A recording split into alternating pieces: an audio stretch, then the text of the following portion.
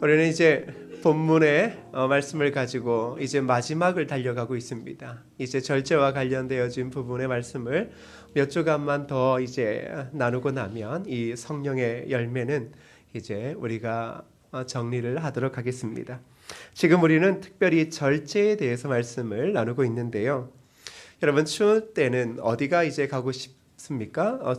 추운 겨울을 보낼 때 그렇죠. 따뜻한 곳에 가고 싶습니다. 여러분 인도네시아에는 이 보석과 같은 섬들이 참 많다고 합니다. 가보신 분들은 아시겠지만 저는 그림으로 봤어요. 네, 발리, 롬복, 빈탄, 코모도. 아니 너무 좋지 않아요? 요 뒤로 저게 이렇게 보인다 그러면 빨리 예배드리고 수영장에 인도네시아 저 발리 가서 한번 전교인이 예배를 드리는 건 어떨까요? 전 세계인들의 발길이 늘 가장 아름다운 곳으로 몰려드는 건 그건 어쩔 수 없는 것 같습니다. 이 인도네시아에는 자연환경뿐만 아니라 세계에서 가장 비싼 이 커피의 원산지로도 유명한데요. 그건 바로 저와 여러분이 좀 알고 있는, 어른들은 좀 이상하게 생각할 수 있는데요. 이 고양이 똥 커피예요. 똥 커피. 어른들은 무슨 똥을 먹냐 그러겠지만 이것이 이제 좀 커피를 아시는 분들은 이렇게 말하죠. 인도네시아산 루악 커피라고 이야기합니다. 여러분 루악이라고 하는 것이 그 커피의 이름이나 아니면 브랜드 또 생산지가 아니라 동물의 이름인 건 알고 계실 겁니다. 인도네시아에서는 사양 고양이를 루악이라고 부르는데 이 고양이는 주로 동남아시아 지역에서 분포하는 이 야생 동물인데 잡식성입니다. 루악 커피의 역사는 18세기로 거슬러 올라갑니다. 이 네덜란드가 인도네시아를 점령하면서 그곳에 이제 커피 나무를 심기 시작했던 것이 1696년 무렵부터였습니다. 그리고 17세기 말에는 유럽과 아메리카 대륙에 이 커피 시장이 이제 형성되기 시작했습니다. 여러분 17세기부터 이 커피 시장이 형성되었던 거예요. 우리에겐 좀 늦게 왔지만 이 당시 네덜란드인들은 인도네시아에서 이 커피 농장을 경영하며 커피의 수확량의 대부분을 유럽과 미국 등지로 이제 수출하며 공급했습니다. 그랬더니 한 가지 문제가 생겼는데 그곳에 있는 이제 인도네시아 원주민들도 커피를 생산하고 나서는 이 맛에 길들여지게 되어진 거예요. 그런데 모든 것들이 이제 수출로 가게 되어지니 자신들이 먹을 것이 없었거든요. 그때부터 이제 인도네시아 사람들이 발견한 게 있어요. 뭐냐 그러면 이 루악이라고 하는 사양 고양이가 이 이제 그 커피의 열매를 이제 따먹는 거예요. 잡식성이니까. 그래 봤더니 얘가 이제 똥을 누고 나면 그 이제 빨간 껍데기 다 사라지고 이제 원두가 이렇게 남아 있는 걸 이제 발견했겠죠. 그리고는 이제 그 생두를 주워다가 이제 그것을 자신들의 방법으로 해서 갈아 마시기 시작했습니다. 그리고 나서 1990년도 초에 커피 무역업자들에 의해서 이제 서구 사회의 이 인도네시아 원주민들이 먹었던 이 똥커피가 이제 소개되기 시작했습니다. 사람들 참 신기하지 않습니까? 이상한 걸 먹으려고 하는 습성이 있어요. 그 누가 이제 어떤 의미를 부여했는지 모르겠지만 그러다 보니까 이게 생각해 보세요. 사양 고양이, 야생 고양이가 도대체 뭐 얼마나 이 똥커피를 만들어내겠습니까? 따지고 보면 잡식성인데 그래서 사람이 무엇을 생각했냐 그러면 이 사양 고양이를 포획해서 우리에 가두어 강제로 커피 열매를 먹여서 그 원두를 가지고 이제 팔자 이런 생각을 가졌습니다. 그래서 이제 이것이 결국은 거기서부터 시작되어졌는데요. 그런데 이제 이로 인해 충격적인 결과들이 나타났습니다. 사양 고양이가 철장에 갇혀서 이제 잡식성인 고양이가 이 커피 열매만 먹게 되니까 당연히 영양실조가 오게 되었고요. 그리고 카페인 중독에 빠지니까 이 사양 고양이가 자기 자신을 자해하는 행동의 경향을 보이게 되다가 결국은 죽게 되더라는 것입니다. 이렇게 고양이의 눈물로 생산된 루악 커피의 가격이 450g 얼마 안 되잖아요. 그게 하나로 12만 원에서 그리고 비싸게는 70만 원까지 팔리게 됩니다. 프리한 식구라는 프로그램에서 이제 이런 타이틀로 방송을 했습니다. 지구를 멸망시키는 인간의 탐욕 19가지를 소개했습니다. 사람들이 지구를 멸망시키고 있는 탐욕들이 있다. 그 중에 13번째로 제가 지금 좀 전에 이야기했던 루악 커피가 소개되었습니다. 세상 곳곳에는 인간의 탐욕으로 인해 자행되는 수많은 일들이 아무렇지도 않게 일어나고 있습니다. 더불어 저도 누군가 해외여행을 갔다 와서 다람쥐 똥 커피다, 코끼리 똥 커피다 뭐 이런 걸 갖다 주면 세상이 귀한 걸. 다시 말하면 우리에게 있어서 사람들이 만들어낸 탐심이 여러 가지로 포장되어져 있다 보니까 그 배경에 어떠한 일이 있는지, 그리고 그것을 통하여 결국 나에게는 어떠한 일이 닥칠지에 대해서 사람들은 전혀 생각하지 못하고 있다라는 것입니다. 탐욕에 빠진 사람들의 가장 큰 어리석음이 결국은 자신의 이익을 위해 행해지는 일들이 결국은 자기 자신에게 큰 재앙으로 돌아올 줄을 모른다라는 것입니다. 성경은 이러한 탐욕에 대해서 오늘 우리에게 말씀하고 있는데요. 에베소서 5장 3절의 말씀을 한번 읽어볼까요? 시작. 온갖 더러운 것과 탐욕은 너희 중에서 그 이름조차도 부르지 말라. 이는 성도에게 마땅한 바니라. 자, 바울 사도가 뭐라고 이야기합니까? 탐욕은 너희 중에서 그 이름조차도 뭐하지 말라? 부르지 말라. 이것은 성도에게 합당한 것이 아니다. 무엇이요? 탐욕은 예수 그리스도를 믿고 있는 성도들에게는 합당한 것이 아니다. 너희들의 그 입술 속에 탐욕을 두어서는 안 된다라고 말합니다. 여러분, 이것을 직설적으로 이야기하면 이런 겁니다. 사람이나 종교나 그리고 이 땅의 어떠한 것을 이용해 이득을 보려 하는 것이 바로 성경이 이야기하는 탐욕의 의미들입니다. 이것은 성도에게 마땅하지 않을 뿐만 아니라 바울은 더 충격적으로 이야기하는데 이것은 우상 숭배의 흔한 변종이라는 겁니다. 우리 안에 탐욕, 탐심을 가지고 있는 것은 그것은 단순하게 우리의 삶에 작은 이익을 보는 것이 아니라 그것은 그리스도인에게 있어서는 우상 숭배의 새로운 변종이다라고 말합니다. 성령 하나님은 바로 우리 안에서 이 탐욕이 다스려지기를 원하고 있습니다. 성령의 열매인 절제를 통해 하나님이 원하시는 삶, 그리고 하나님이 원하시는 행동을 하며 살기 위해서 우리는 생명이 있는 우리의 마음을 다스려야 한다는 사실을 우리는 알고 있습니다. 그런데 그 마음을 다스릴 때 우리 마음에 무엇을 다스려야 할까요? 지난주에는 가장 먼저 분노를 다스리라 했지만 오늘은 바로 탐욕을 다스려야 하는 부분에 대해서 말씀을 생각해 보려고 합니다.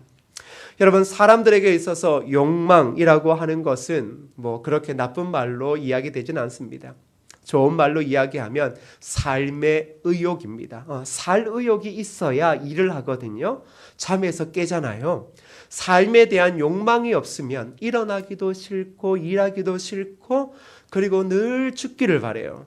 늘 죽기를 바라다가도 이제 그러면 제가 죽여드릴까요? 라고 하면 어떻게 그럴 수가 있냐고, 내가 말만 그럴 뿐이지라고 하는 이 말도 안 되는 일들을 하는데 여러분, 사람에게 있어서 욕망이 있는 거예요. 여러분, 가장 먼저 어떤 욕망이 있어요? 먹고 싶은 욕망요. 점심 뭐 드시고 싶어요? 오늘 점심은 기가 막힌 국수래요. 벌써 이야기 듣고 실망해서 집에 갈 생각을 하고 있는 분들은 회개하셔요. 면이 안 맞으면 국물이라도 따뜻하게 드시면 좋아요. 우리에게는 먹고 싶은 욕망이 있어요. 그러니 엄마들이 자녀를 위해 음식을 할 때도 기쁜 것이거든요. 나쁘지 않잖아요. 그리고 의미 있는 일을 하고 싶은 욕망이 있고 행복해지고 싶은 욕망도 있습니다. 훌륭한 인물이 되고 싶어하는 좋은 욕망도 있고 또 그리스도인이라면 하나님께 영광을 올려드리고 싶은 진짜 좋은 욕망이 있습니다. 그런데 성경은 이 좋은 욕망을 이야기를 하는 것이 아니라 바로 탐욕이라고 하는 것에 집중하고 있습니다. 자, 왜일까? 야고보서 1장 15절의 말씀을 한번 읽어볼까요? 시작. 욕심이 잉태한 즉 죄를 낳고 죄가 장성한 즉 사망을 낳느니라. 자, 여러분, 우리가 지난주에는 아무리 좋은 욕망이라 할지라도 절제되어지지 않고 넘쳐버리면 그것 또한 위험하다라고 그랬어요. 그렇죠? 아무리 좋은 것, 선한 것도 넘치면 위험하게 되어져 있습니다. 그런데 그뿐만 아니라 탐욕이라고 하는 것이 왜 그렇게 위험하냐 그러면 욕심이 잉태하기 시작하면, 욕심이 과하여 삶의 의욕이 가하여 선한 의욕도 가하여 넘치기 시작하면 그것이 죄를 낳게 되더라는 겁니다. 신기하지 않습니까? 죄를 낳게 되는 것에서 끝나는 게 아니라 그 뒤에 뭐라고 이야기합니까? 그것이 자라나서 너희들의 마음에 자라나서 너희의 마음에 생명을 빼앗아 버리는, 즉 우리의 마음을 어떻게 해요? 심정지를 시켜버리는 사망으로 우리를 이끌어버린다라는 것입니다. 자, 그렇다면 성경의 전반에서 이야기하는 그리스도인에게 조심하라고 하는 진짜 탐욕의 의미가 무엇일까 생각해 봐야 됩니다. 왜냐 그러면 먹는 것, 입는 것, 취미생활 수많은 것들이 있는데 주님이 오셔서 특별하게 그 모든 탐욕의 핵심을 이야기했던 게 있습니다. 그건 오늘날 저와 여러분이 가장 부담스러워하는 것이고 오히려 세상은 그것에 대한 숭배를 하고 있는 것입니다. 그리스도인에게 있어서 탐욕, 우리의 생명을 빼앗아가고 우리의 마음을 다스리게 하지 못하는 그 탐욕은 무엇인가? 그건 바로 재물입니다. 즉 재물을 지나치게 탐하고 아끼며 재물 모으기에 급급하여 지나치게 인색한 태도를 가르치는 겁니다. 주님께서 그리스도인의 마음에 생명을 빼앗아갈 수 있는 탐욕이 바로 재물을 탐하는 것이다. 여러분, 보다 직설적으로 이야기하면 자신이 가진 재물을 쓰거나 남에게 빼앗기지 않기 위해 발악하는 것입니다. 우리는 이제 그렇게 말은 하지 않죠. 그냥 좋은 말로 자린고비네, 뭐 저 돈 다 쌓아놓고 뭐 하나. 그러다가 이제 저처럼 못된 마음이 들면 저거 돈 하나도 못 써보다가 그냥 확 죽어버려라. 이제 이런 막 못된 마음이 생기죠. 왜냐 그러면 돈 쌓아놓고 아무것도 안 하면 성질이 날만 하잖아요. 근데 그건 하나님 은혜 주셔야 하는 거지. 제가 아무리 이야기한다 그러게 한다고 해도 뭐 하겠어요? 자, 그런데 성경이 그리스도인의 생명을 죽이기까지 위험한 것이 있다, 탐욕이다라는 겁니다. 골로새서 3장 5절의 말씀을 보십시오. 한번 읽어볼까요? 골로새 3장 5절 시작. 그러므로 땅에 있는 지체를 죽이라. 곧 음란과 부정과 사욕과 악한 정욕과 탐심이니 탐심은 우상 숭배니라. 바울 사도는 예수 그리스도 안에서 새 사람이 된 성도가 벗어버려야 될 옛 습성에 대해서 5가지의 제약을 말합니다. 자, 그러면 이 제약 중에 가장 밑바닥에 자리 잡고 있는 것을 이야기하는데 뭡니까? 탐심이라는 것입니다. 탐심이요. 우리는 가끔 교회 가운데서 도덕적인 몇 가지의 잘못들을 하면 진짜 중죄인이라고 그럽니다. 뭐 여기도 보시면 음란, 부정, 사욕, 악한 정욕 뭐 이렇게 이야기를 하지만 그런데 성경이 가장 찍고자 하는 것은 이 돈에 대한 탐욕을 이야기하고 있습니다. 여러분, 본문의 이 5가지는 이렇게 나눠볼 수 있습니다. 즉 탐심의 2가지 측면으로 이성에 대한 탐심은 음란과 악한 정욕이고 돈에 대한 탐심의 발현은 부정과 사욕이라는 것입니다. 자, 그래서 주님께서 이렇게 기가 막힌 말씀을 하셨죠. 누가복음 12장 15절 읽어볼까요? 시작. 그들에게 이르시되 삼가 모든 탐심을 물리치라. 사람의 생명이 그 소유에 넉넉한 데 있지 아니하니라 하시고. 여러분, 지금 이러한 구절들은 자꾸 회피하고 싶습니다. 왜? 삼가 모든 탐심을 물리치면 어떻게 삽니까? 라는 질문이 갑자기 들고, 그리고 사람의 생명에 그 소유에 넉넉한 데 있지 않다. 그건 주님 이야기고 저는 그렇게 못 삽니다. 이제 그게 우리 마음이거든요. 그러니 이런 것들은 이제 넘겨가고 싶어요. 대부분의 돈이 좀 있는 사람들, 제가 여러분한테 돈 있냐고 물어봤더니 다 돈이 없다고 하더라고요.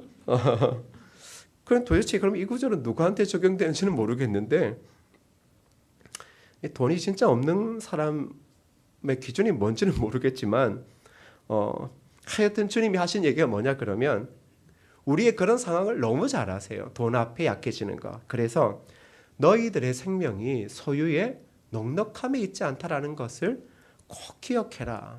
이렇게 이야기하시는 겁니다.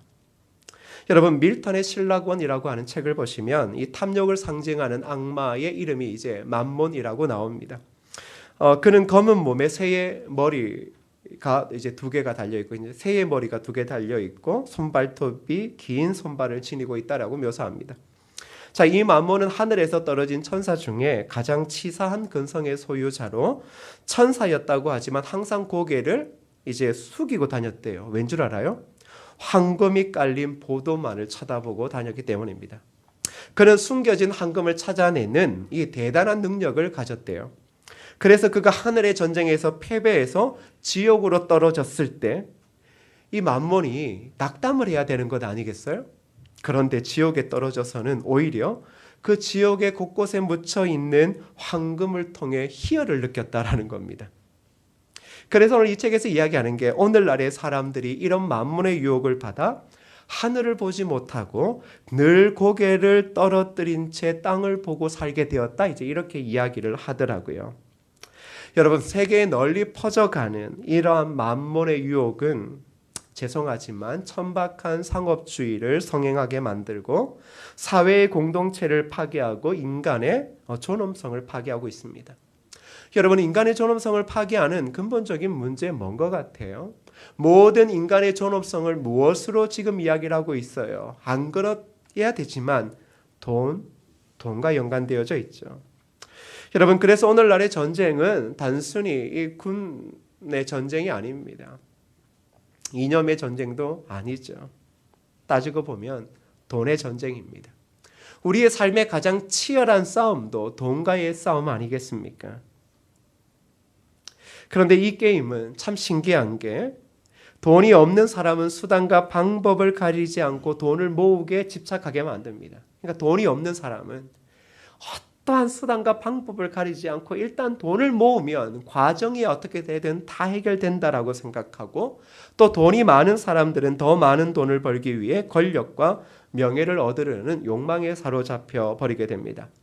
자, 이렇게 되어지면 사회가 어떻게 변하냐 그러면 가장 먼저 사회의 정의나 윤리, 도덕이 무용지물이 되어집니다. 적어도 세상의 나라는 그 나라를 이끌어가는 이 법이 있습니다. 그런데 돈 전쟁을 시작하면 사회 정의, 윤리가 한순간에 무너집니다. 여러분, 저나 여러분이나 그렇게 크게 부한 건 아니잖아요. 그런데 이제 부한 것처럼 살아가고 있잖아요. 한번 보세요. 사회 정의가 무너지는 것이 법의 현실입니다. 우리나라에도 보면 사회에 기여를 했다라고 하는 경제인들이 중죄를 저질러도 그분들은 꼭 판사가 뭐라 그럽니까? 사회에 기여했으니 널리 아량을 가지고 봐주십시오. 그래서 금방금방 건강한 모습으로 나오셔요. 근데 저와 여러분들이 지금 작은 죄를 저질렀으면 작은 죄든 중죄든 어떻게 될까요? 20, 30년은 그곳에서 콩밥 먹고 건강하게 사셔야 돼요. 한번 생각해 보세요. 목사님 생각이 이상해. 당연히 나라를 위해 돈 많이 하는 사람들은 그렇게 해줘야지. 그런데 제가 이야기하는 건 그분들이 사회에 기여했던 것을 무시하고 싶은 거 아니에요. 돈 전쟁을 하는 나라 속에서 이 돈이 얼마나 사람들의 마음과 기초적인 질서까지도 무너뜨릴 수 있느냐를 이야기하고 있는 거예요. 사회 정의, 윤리, 도덕, 법, 돈 앞에, 그리고 돈을 가진 자들 앞에 그리고 어떠한 정당성과 그리고 공평성이 있습니까? 그렇게 되어지니 결국은 정경유착이라는 것이 생겨나죠. 많이 듣던 말 아닙니까? 그래서 국가를 위한다는 사람이 정말 잘 먹고 잘 살아요. 나는 세상에 이 말 앞뒤가 안 맞는 일들을 하고 있다. 그분들이 나갈 때 국민 잘 먹고 잘 살게 해주겠다라고 나가서 시간이 지나면 자기네들만 잘 먹고 잘 사네? 그렇지 않습니까? 자기네들 그거 한번 하고 나면 여러분, 연금이 지금 우리가 받는, 우리나라 남자 셀러리맨이 받는 200만 원보다 더 많은 연금을 그분들은 국회의원 한번 하고 나시면 받아가셔요. 또 이러니까 또 제가 정치인들을 막 욕하는 것 같은데, 이게 바로 정경유착이 그렇게 생겨지다 보니까 돈 있고 힘 있는 사람들은 점점 배부르고, 그리고 정작 국민들, 그 국민들은 가계 빚더미에 쌓이게 되어집니다. 빚 없으신 분 있어요? 빚 다 있죠? 없으면 축복합니다. 결국 가계 빚더미가 계속 쌓이게 되니까 우리 마음에 어떠한 생각이 들어요? 사회에 대한 불만이 자꾸 일어나는 거예요. 뭐야? 국민 잘 살게 해준다라고 해놓고 국민을 정말로 세상 말로 개돼지 취급하고 노동자를 그렇게 취급하고 자기들의 배만 불리는 이 말도 안 되는 현실 앞에서 사람들이 한 번씩 역사 일에 불끈불끈 일어날 때가 있죠. 자, 한번 잘 보세요. 지금 저와 여러분도 공산주의가 아니라 자본주의에 있지 않습니까? 민주주의. 근데 민주주의보다는 자본주의에 더 많은 신경을 쓰고 있어요. 그런데 한 번도 공산주의에 대해서는 저도 혐오해요. 저는 돈이 있는 강남의 사람들의 것을 빼앗아서 약자에게 나누어 주자라는 것을 법적으로 하는 것에 대해서 별로 동의하지 않아요. 무엇이든지 강압적으로 하면 나중에 그 강압이 아무리 좋은 선이라 할지라도 문제가 생기기 때문이에요. 결국 자본주의와 민주주의 사이에서는 기본이 뭐냐 그러면 자기의 재산은 자기 건 거예요. 그걸 국가가 함부로 못하는 거예요. 그게 민주주의와 자본주의가 가지고 있는 기본적인 이념이에요. 그래서 자신이 가지고 있는 자본을 보장하는 거예요. 그렇다고 정부를 비판하는 게 아니에요. 아니 저도 생각해 보세요. 저기 SK, KT 우리한테 한 달 200만 원씩 꼽아주면 세상 말로 얼마나 좋아요. 안 좋겠어요? 가만히 있는데 통장에 200만 원씩 넣어준다 생각해봐요. 그런데 우리가 있으면서 지금 뭘 안 하냐 그러면 그리스도인들이 세상 사람들과 비슷하게 생각해요. 자, 우리가 자본주의에 대한 비판적인 입장을 거의 이제 허용하지 않아요. 내 스스로도. 오히려 이것은 사람들의 문제로 취급하는 경향이 가장 먼저예요. 원래 세상은 그렇습니다. 시대 가운데 경쟁을 하는 사회 속에서 도태되어지면 누구의 잘못을 듭니까?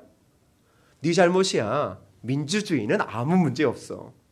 네 잘못이야 라고 하다가 사람들이 정신을 차리면 이제 어디로 이제 초점을 돌립니까? 정치와 경제의 문제로 초점을 돌려버리게 만듭니다. 그런데 그 근본에 있는 인간들의 탐욕, 특별히 돈의 문제는 정치의 문제도 아니고 인간의 무능력의 문제도 아니고 경제의 문제도 아니라 바로 하나님은 이것이어야말로 성경과 그리고 신앙의 문제다라고 이야기를 하는 겁니다. 탐욕이 우리의 마음의 생명을 빼앗아갈 수 있다라는 것은 이것은 종교의 문제이며 신앙의 문제로 봐야 함을 우리에게 알려주고 있는 것입니다. 그래서 주님께서 이렇게 말씀하셨습니다. 마태복음 6장 24절 읽어볼까요? 마태복음 6장 24절입니다. 저 굵은 채만 시작. 너희가 하나님과 재물을 겸하여 섬기지 못하는. 굳이 이런 말씀 안 하실 수 있는데 지금 이 이야기를 하시는 거예요. 자, 너희가 하나님을 믿는데 재물을 소중히 하며 그것에 인색하며 쓰기를 아까워한다라는 것은 그리스도인의 삶에서는 허용되지 않는 것이다. 그리스도인의 삶에 있어서 신앙으로 바라보는 이 재물의 문제는 너희의 소유가 아니고 그리고 그 소유를 너희가 너희 원하는 대로 행할 수 있는 것이 아님을 이야기해 줍니다. 여러분, 그러면 이제 현실적인 이야기를 조금 해보면 좋겠습니다. 세상의 세상에서의 돈의 문제는 여러 가지 이론이 있겠지만, 자, 여러분들이 가장 힘들어하는 게 뭘까요? 교회를 다니시는 분들이 가장 힘들어하는 거, 뭐가 힘들어요? 그거 이제 헌금이 가장 힘들어요. 벌써 이제 한국 교회는 헌금 얘기하면 이제 인상이 벌써 막 굳어지는 사람. 굳어지면 찝찝한 거예요. 사람이 뜨뜻하면 왜 얼굴이 굳어져? 그렇잖아요. 찝찝할 필요가 없어요. 근데 이제 그 중에 하나가 11조입니다. 한번 생각해 보세요. 소득의 10분의 1을 하나님께 드린다. 아니 이게 이제 맞고 안 맞고를 떠나서 내 소득의 10분의 1을 11조가 아니더라도 하나님께 드린다라고 하는 것을 생각해 보세요. 그 대부분의 사람들이 아무렇지도 않게 이것을 생각하며 신앙생활을 하는 사람도 있지만 이제 그 남편의 월급을 딱 받아놓고 아내의 월급을 딱 받아놓고 야, 이거 10분의 1 이걸 드리면 이제 야, 이거는 아닌데. 주님 그러신 분일까? 이제 스스로 이제 집에 앉아가 돈 들고 그러고 있어요. 그러고는 나중에는 누구 욕하는 줄 알아요? 목사가 자꾸 돈 얘기한대요. 아, 진짜 억울해요. 목사가 할 일 없어. 여러분의 돈 빼앗아 가려고 여러분의 11조 그거 지금 내가 못 받아도 지금 속이 천불이 나서 오늘 저 사람 11조 내가 빼먹고 말 거야, 내가. 아니, 자기가 자기 돈 들고 10분의 1 주님 너무 아시다고. 그리고 요즘에는 11조가 성경적이지 않다라고 하는데 우리 교회도 설마 그런 거야? 우리 목사님도 진짜 성경을 몰라. 지 혼자. 그래놓고 시험 들다가는 이제 교회에서 이제 뭐 이런 이야기 한번 하면 역시 우리 교회는 소망이 없어. 우리 목사님이 말은 사랑한다 그러지 성경 아무것도 몰라. 아니, 내가 성경을 모르지 어떻게 다 알아, 하나님의 말씀을. 그런데 뭐예요? 제가 이야기하는 건 11조의 문제가 아니라 그 돈에서 자유함을 전혀 못 누리고 있다는 거예요. 지금 제가 이야기하는 건 목사님이 왜 이런 이야기를, 성령께서 그리스도 안에 성령의 열매를 맺게 하실 때 절제의 열매를 맺게 하시면서 이 부분을 지금 어떻게 해요? 다스리지 않는다면 너희들은 그리스도인으로서 성령에 합당한 삶을 살 수 없음을 이야기할 뿐만 아니라 너희의 영혼이 점차적으로 그 재물로 인하여 죽어가는 위험에 빠질 수 있기 때문에 하는 얘기입니다. 여러분, 우리는 어떤 생각을 가지고 있냐 그러면 돈에 힘이 있다라고 하는 생각이 한국 사회에서는 불변하는 진리입니다. 하나님이 힘이 있다라고 생각할 때는 기도할 때입니다. 그런데 대부분은 어디서 시험 듭니까? 하나님 다 좋은데 결국은 돈이 힘이 있다라고 믿는 것이죠. 그러니까 돈이 내 삶을 이끌어 간다라고 하는 그 생각에서 전혀 벗어나지 못한 그리스도인일수록 이 헌금에서 자유할 수 없습니다. 저도 헌금 함이고 뭐고 간에, 헌금 봉투고 뭐고 간에 세상 말로 하면 우리도 다 없애고 싶죠. 이게 뭔가 싶어요. 안 그렇습니까? 스스로 자원하며 하나님 앞에 기쁨으로 드리고 교회에 연약한 부분들이 있고 교회가 함께 기도하고 꿈꾸는 부분들이 있으면 스스로 자발적으로 함께 내고 함께 모아서 무엇인가를 하면 좋잖아요. 그게 가장 바람직한 거 아니에요? 우리가 꿈꾸는 거? 자, 그런데 그런 게 잘 되지 않아요. 왜냐 그러면 돈에서 자유함을 얻기가 매우 어렵기 때문이죠. 여러분, 그런데 그리스도인에게서 하나님이 가르친 게 뭐예요? 돈에게 힘이 있다라고 하는 생각을 내려놓아야 된다. 그것을 마음에 내려놓지 않으면 너희들이 중요한 것을 있는데 뭐냐 그러면 그리스도인의 힘은 어디에 있다? 믿음에 있다. 결국엔 돈이 이긴다 그랬으면 주님께서 결국엔 저기다가 money라고 딱 했겠죠. 네? 그러면 우리는 저기다가 백지수표에서 하나님 누구나 다 백지수표를 마음껏 쓸 수 있는 그러한 은혜를 달라고 기도하겠죠. 그런데 뭐라고 이야기를 해요, 성경은? 결국은 돈이 이긴다라는 말 안 해요. 제가 이런 말을 하면서도 속으로는 그래도 믿음이 있어도 돈이 있어야 되겠죠. 그래서 자꾸 어려워지는 거예요. 하나님은 우리에게 믿음의 힘이 있다라는 것을 가르쳐 주는 거예요. 그 외의 것은 믿음 있는 자들에게 하나님이 이제 부어주시고 그 믿음을 통하여 거룩하고 바람직하게 사용할 때 은사로 주시는 것이죠. 우리의 삶의 가치, 소유에 있다라는 것이 이 시대의 지배적인 가치입니다. 모든 자본주의 사회의 가치예요. 일부분은 맞아요. 그것을 통해 누릴 수 있는 게 많죠. 그런데 그리스도인에게 있어서 그 사람을 인정하는 것, 하나님이 그 사람을 인정할 때는 그의 소유가 아니라 그의 가치, 그의 존재 가치로 그를 인정하더라는 겁니다. 여러분, 죄송한 얘기를 한번 할게요. 여성들, 남자들 욕하는 게 훨씬 편한데 여성들은 참 무섭습니다. 여성들이 하나씩 그 백을 좋아하시더라고요. 그 우리나라 여자들이 이제 젊은 애고 뭐고 간에 이제 용서하며 들으세요. 여러분 지금 명품백 가지고 있다고 제가 욕하려고 하는 게 아니에요. 벌써 인상 굳으시면 안 돼요. 뛰쳐나가시다는데. 우리나라 여성들이 그래도 이제 가방, 이제 사람들이 좋아하는 게 다르거든요. 그러니까 저는 좋아하는 게 이거예요. 하나님 비행기 한 대 주시면 좀 뭐 저는 이제 이런 거예요. 미친 사람 취급하지 마세요. 근데 여성들은 이 가방을 이제 좀 좋아하시는 것 같더라고요. 가방. 그 집에 보면 여성들 가방을 한 50개 갖다 놓고 남자들한테 여보 들고 나갈 가방이 없어. 자, 남자들 입장에서 이해 안 되는 게 뭐냐 그러면 손에 들고 다니는 저 가방이 몇 백만 원 하는 것과 몇 천만 원 하는 것에 대한 차이를 남자들은 거의 알지 못해요. 명품인 건 알겠지만 모르겠어요. 자, 그런데 이제 중요한 건 뭐냐 그러면 살 수 있어요. 아니 뭐 몇 천만 원짜리 산다라고 해서 누가 욕을 하겠어요. 그런데 그걸 왜 들고 다니는 이유 말입니다. 만일 백을 가져야 될 이유가 여러분들이 명품 백을 들고 다녀야 될 이유가 이거 남들은 하나씩 다 가지고 있기 때문에 나도 필요해라고 들고 다니면 그건 올바른 것이 아니겠죠. 더불어 내가 어디가 친구나 동창 모임에 가더라도 이런 것 하나쯤은 아무렇지도 않게끔 그냥 동네 마실 나갈 때 들고 다니는 것처럼 서울 사람들이 대단한 거예요. 장 보러 가는데 명품 백에다가 우유를 담고 와요. 그거 롯데마트 개업하면 가서 이렇게 주는 거 되게 많거든요. 2,000원짜리에 담고 올 수도 있는데 그 비싼 명품 백에다가 우유랑 아기 기저귀를 담고 오는 거 보고 정말 대단한 거예요. 그래서 한번 묻고 싶은 거예요. 나도 이런 걸 들고 있을 수 있다라는 걸 자랑하기 위함이라면 그건 우리의 가치가 죄송하지만 그것밖에 안 된다. 근데 여러분 우리는 우리가 가지고 있는 몇 가지 그것으로 인하여 우리가 하나님 앞에 인정받고 멋지고 믿음이 좋다 그런 건 아닌 것입니다. 우리는 우리가 가지고 있는 소유를 잘 활용할 필요가 있습니다. 저는 좋은 것들, 질기고 오래 가는 것들이 100만 원, 1000만 원 하면 당연히 그것이 값어치를 한다고 봐요. 안 그렇습니까? 명품과 짝퉁의 차이는 무엇입니까?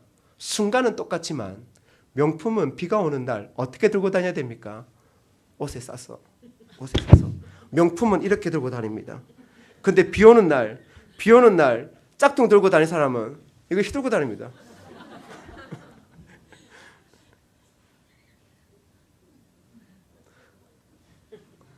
그러지 않습니까? 뭘 자랑할 건가? 좋은 것은 그 값어치를 아는 겁니다. 차도 좋은 것들은 안전을 보장하기에 안전이 필요한 사람들이 1억 10억을 타는 거에 대해서 누가 무슨 말을 하겠습니까? 필요에 의해서 좋은 것들을 사고 좋은 것들을 활용하는 것이어야말로 지혜겠지요. 그건 욕할 수 있는 게 아닙니다. 그런데 내가 그것을 소유하려고 하는 그 본래의 목적이 활용성이 아니라 나도 이런 거 들고 다닐 수 있어. 무시하지 마. 그러면 우리의 인생이 비참해지기 시작하는 겁니다. 그때부터 마음의 속이 더 깊이 병들기 시작하는 것이죠. 그렇다면 우리가 자랑해야 될 건 뭘까요? 그건 우리의 존재입니다. 생명 되시고 구원 되시는 예수 그리스도를 소유하고 있는 우리여야말로 이 땅의 어떠한 명품과 사람들이 만들어 놓은 자본의 가치보다 비교할 수 없는 위대함과 소중함을 가지고 있습니다. 여러분 저는 가난을 미워하고 싶지 않습니다. 가끔 교회 다니는 사람들은 하나님은 부유한 자들을 미워하시고 가난한 자들에게 복 주신다 생각하지만 여러분 그런 식으로 생각하는 건 아닙니다. 가난을 미워할 수는 없습니다. 가난은 분명 힘든 것이고 옛날 우리의 선조들에게 있어서는 자신의 삶을 완전히 망쳐버린 원인이 되어지기도 합니다. 저도 가난한 집에서 컸습니다. 저희 어머니도 가난한 집에서 맏딸로 태어나서 결국은 어린 나이에 팔려가듯 다른 집으로 팔려갔습니다. 가난으로 인생이 꼬여버린 우리의 부모님들 세대를 지금의 젊은 사람들은 몰라도 그때 그 가난 속에서 자신의 인생 이름조차 잊어버린 채 돈에 팔려가는 듯한 삶을 살았던 분들이 이 조국에 얼마나 많은지 모릅니다. 그런 분들의 그 과거의 이야기를 들어보면 정말로 돈이 원수다라고 하는 말이 딱 맞는 말입니다. 우리는 가난이 싫습니다. 가난이 싫다라고 이야기하는 것이 죄가 아닙니다. 왜? 그건 우리의 정직함입니다. 저는 가난 싫습니다. 그러나 그리스도인들은 무엇을 지금 가지고 있습니까? 성령 하나님과 함께 하기에 가난은 싫지만 가난을 두려워하지 않는 자들이라는 것입니다.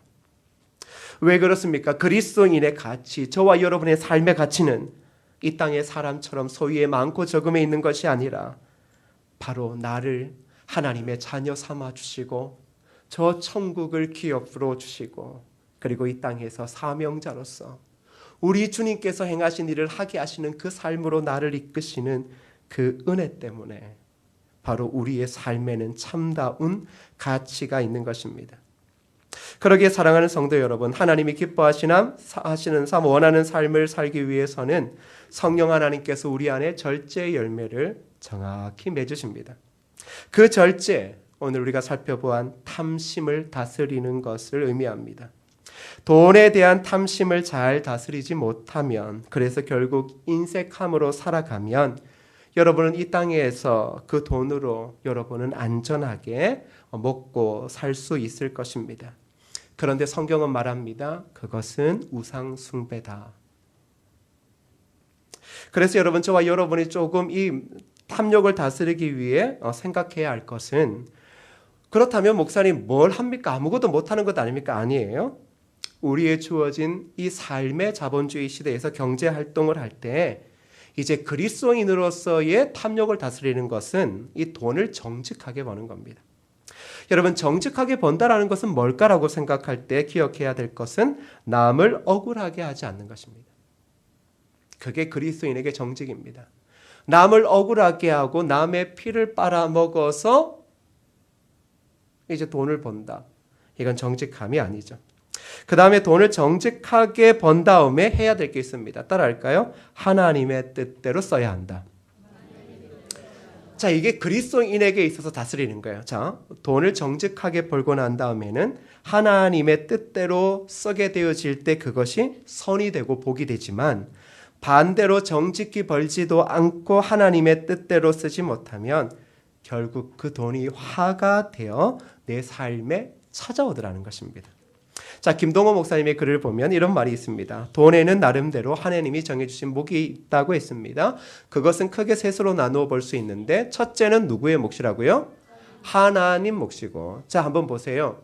우리가 경제활동을 해서 돈을 벌었어요. 자, 그랬는데 가장 먼저 우리의 몫의 첫 번째가 누구 거라고요? 하나님 몫. 벌써 이제 시험될 가능성이 높습니다. 하나님, 이러면 곤란한데 내 소유를 인정해주지 않고 먼저 자기가 뺏어가겠다? 이거 지금 부담스러울 수 있어요. 두 번째 뭡니까? 다른 사람의 몫. 자, 두 번째는 또 뭐예요? 첫 번째가 하나님 몫, 두 번째가 다른 사람의 몫, 그리고 셋째가 누구의 몫이라고요? 내 몫이라는 겁니다. 그리스도인에게 있어서 경제활동과 그로 인해 벌어들이는 소득들은 다 내 몫이 아니라는 것을 기억해야 됩니다. 그게 다스리는 것입니다. 돈에 대해 깨끗하고 반듯한 사람이 되려면 이 몫에 대해서 깨끗하고 정직한 사람이 되어질 때 하나님은 그 사람에게 풍성히 부어주시더라는 겁니다. 이제 가끔 이제 교회 다니면 복 받는다 이야기하는데, 맞아요. 교회 다니는 사람들 중에 우리가 보이는, 눈에 보이는 물질의 복을 받는 사람들이 왜 없겠어요? 부정할 수 없는 거잖아요. 근데 중요한 게 있어요. 깨끗해야 돼요. 정직하게 벌고, 그리고 하나님의 몫과 이웃의 몫과 자신의 몫을 정확하게 구별할 줄 아는 사람에게 하나님은 점점 그의 그릇을 크게 해주시다는 거예요. 사랑하는 여러분, 그러기에 자족하고 탐심을 버려야 됩니다. 이것은 무소유를 이야기하는 게 아닙니다. 불교에서 이야기해요. 무소유 아니면 자포자기, 그런 말 아닙니다. 하나님은 우리의 시대 속에서 그리스도인이 시대의 질서를 따라 살아가야 함을 명확히 이야기합니다. 자, 그렇지만 뭐 하라는 겁니까? 하나님의 몫을 명확히 알고, 그리고 이것을 우상화시키지 말고 잘 다스려 사용하라는 것입니다. 그리고 내 삶과 다른 사람들의 삶을 비교하여 내가 더 많이 가졌는지 못 가졌는지에 대해 신경 쓰지 말고 나의 현재 상태가 최고임을 인정하라는 것입니다. 그러기에 여러분 돌아보십시오. 내 삶에 없어서 감사를 못한다. 천만에요. 여러분의 삶에는 뭐가 있습니까? 믿음요. 세상을 가를 수 있는 믿음이 있습니다. 그 믿음의 주체이신 그리스도가 우리 안에 있고 성령께서 그 믿음을 능력을 일으키실 수 있는 일들을 행하시고 있다라는 것입니다. 어디를 돌아보라는 거예요? 소유를 돌아보지 말고 우리 안에 계신 그리스도를 돌아봄을 통하여 그 믿음이 세상을 이김을 확실히 하며 우리에게 주어진 경제활동 속에서 우리의 소유를 그 목에 가지고 합당하게 쓴다면 그것이야말로 하나님의 큰 뜻을 이루는 도구가 되더라는 것입니다. 그러기에 사랑하는 성도 여러분, 적어도 우리가 이런 기도가 아니면 좋겠어요. 하나님 가난해도 좋아요 이런 게 아니라 어쩌면 물질이라는 것은 하나님께서 주시는 은사 아니겠습니까? 그렇다면 한 시대 정직하게 돈을 벌고 정직하게 하나님의 몫과 이웃의 몫과 내 몫을 나누어 시대의 약자들과 어려운 자들과 돈이 없어 그저 단칸방에서 죽음을 맞이하는 수많은 사람들, 돈이 없어서 일찍 치료하면 병이 나을 수 있는데 그 병이 너무 커져서 생명까지 잃게 되어지고 그로 인해 그 가정이 파탄에 빠지는 이러한 시대 가운데 하나님 저로 하여금 정직하고 의로운 부자가 되게 하셔서 시대에 그리스도의 사랑을 전할 수 있는 그러한 의로운 부자, 세상의 부자와는 다른 그러한 사람이 되게 해달라고 기도해야 되지 않겠습니까? 우리는 내 삶이 그저 밥 먹을 수 있으니 만족하는 것에서 그치는 것이 아닙니다. 왜? 우리는 이 땅을 살리고 민족을 살릴 수 있는 그 사명을 부여받은 사람이기에 사랑하는 여러분, 그리고 이 자리에 기업을 하시는 여러분, 더 기도하십시오. 의로운 부자가 되어 시대의 영혼과 약자들을 살릴 수 있는 그러한 일들을 할 수 있고 그러한 자들을 도울 수 있는 그러한 하나님의 의로운 부자가 되어지게 해달라고, 그런 마음으로 기도하며 정직하게 벌고 정직하게 쓸 때 그제서야 하나님이 그 깨끗한 자에게 물질을 부어주시고 그 물질이 그 깨끗한 사람을 통하여서는 더 이상 탐욕의 대상자가 아니라 하나님을 위한 선한 도구로 사용되어지더라는 것입니다. 한번 제가 얘기하는 얘기가 혹 오해될 줄 모르겠지만 그래도 한번 따라해 보시겠습니까? 하나님, 저로 하여금 의로운 부자가 되게 하여 주옵소서. 그래요. 여러분, 의로운 부자가 되게 해달라고 기도하십시오. 의로운 부자가 되게 돼요. 하나님의 목을 당당히 띠놓을 때 하나님의 교회는 미래를 준비할 수 있는 것이고, 정당히 벌어 하나님 이웃의 목을 탁 띄어 놓을 때 지금 이 땅에 그 작은 돈 1,000원, 10,000원 없어 죽어간다라고 하는 게 이해가 될 수 없는 이 시대 가운데 있는 그들을 의로운 부자인 그리스도인이 그들을 살릴 수 있고, 그리고 제일 마지막에 남은 작은 내목을 가지고도 하나님께서 이것을 오병이어처럼 사용하실 걸 믿고 하나님 앞에 높이 올려드리며 감사의 기도를 드릴 때 하나님은 그 가정, 그 직장, 그 기업, 그 자녀를 책임져 주시는 놀라운 은혜가 있을 줄 믿습니다. 그러한 의로운 부자가 되기를 사모하며 오늘부터 주어진 삶에 이 탐욕을 버리고 돈에 대한 인색한 마음을 버리고 오직 우리 안에 계시는 그리스도가 내 안에 계시기에 이 땅의 모든 삶을 절제하며 살아가는 저와 여러분 되어지기를 축복합니다. 여러분, 이 시간 함께 찬양하고 바로 축도할 건데요, 오늘 부를 찬양은 이겁니다. 나의 영원하신 기업, 생명보다 귀하다. 나의 갈 길 다가도록 나와 동행하소서. 그렇습니다. 우리의 영원하신 기업주가 누구라고요? 하나님. 하나님은 온 우주 만물의 모든 것들을 다스리시는 분이에요. 그러면 하나님은 이 온 지구와 우주가 누구의 것이에요? 하나님의 것이잖아요. 우리의 기업 되신 하나님이 우리 안에 성령 하나님을 보내주시고 그분을 통하여 우리로 하여금 믿음으로 시대의 모든 것들을 뚫어내게 하고 있지 않습니까? 그래서 여러분, 소유에 대한 집착이 아니라 나의 영원하신 기업, 그 하나님, 그 주님 성령 하나님, 그 귀하시오니 나의 갈 길 다하도록 나와 동행하시고 나로 하여금 의로운 부자가 되어 한 시대에 주님이 시대의 약자들을 돌보고 그들의 가정을 세우고 자녀를 일으키셨던 것처럼 오늘날의 내 삶이 그 주님의 고귀한 사명을 따라 살아가는 삶, 우리 교회가 그러한 교회, 내가 만들고 세우려고 하는 기업이 그러한 기업, 내가 다니는 직장이 그러한 직장 되어지게 하여 달라고 우리 이 1절을 2번 부르고 기도하는 마음으로 2번 부르고 축도로 예배 마치겠습니다. 우리의 영원한 기업 하나님을 바라보시면서 나의 영원하신 기업 생명보다 귀하다. 나의 갈 길 나가도록 나와 동행하소서. 주께로 가까이 주께로 가오니 나의 갈 길 나가도록 나와 동행하소서. 나의 영원하신 기업 원하신 기업 생명보다 귀하다.